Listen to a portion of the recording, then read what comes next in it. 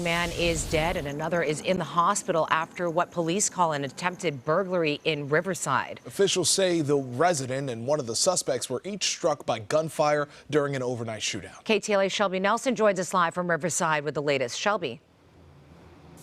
Yeah, sure, Pedro. At this hour, we don't know if that resident was specifically targeted or if this was random. Nonetheless, police say he tried defending himself after at least 2 people tried burglarizing his apartment overnight. You could even see right behind me some of the bullet holes in that window of this apartment. They say he exchanged gunfire with one of the suspects. That suspect later dying. The victim was hit in the leg but is expected to survive. It was just like pop, pop, pop, pop, pop, and I kind of felt like hit the ground. Waking up to hearing gunshots. That's what it was like for some residents at the Windermere and Sycamore Highlands apartment complex in Riverside. Police getting a call at around 1:40 a.m. from a resident telling dispatchers his apartment was being burglarized. Moments later, an update from the victim saying there was a shootout between he and the suspects and that he was shot in the leg. We do know that one of these suspects was shot. It appears got into a vehicle and then sped away, but that vehicle crashed just right around the corner from the apartment. Riverside police say officers found that suspect suffering from a gunshot wound. He later died at a nearby hospital. This is that vehicle, a white sedan that police say had an out-of-state license plate. Police believe there were at least 2 suspects involved, but neighbor Robert Cowan says he saw 3. The only reason I knew there was 3 in the car because when they crashed, the other 2 got out and it seemed like they were picking up something and then they just scattered.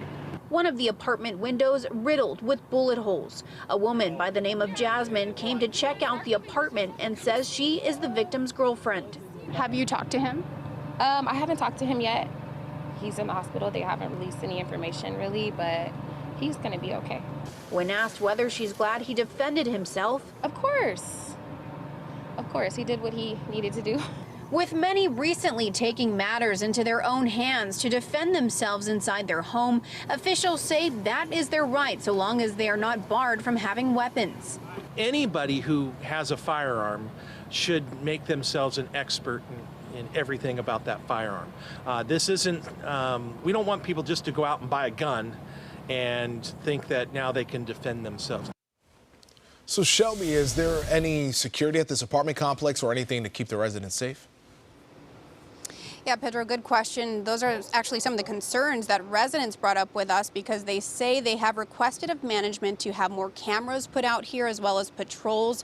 Now, we ourselves have not seen any cameras in this area specifically, but when I did reach out to management, they say they do have cameras. They couldn't disclose where they are. They also say they have patrols every night, so that's all they could tell us. Now, meantime, Riverside County Coroner has released the identity of that suspect who died. They say he is 20-year-old Denzel Young of Moreno Valley.